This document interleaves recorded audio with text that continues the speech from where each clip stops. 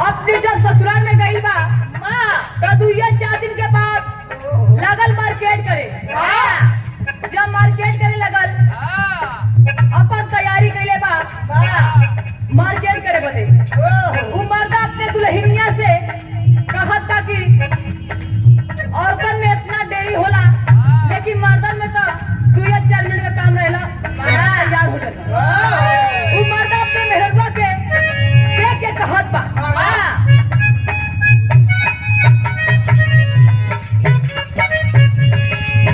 मर्दा कहे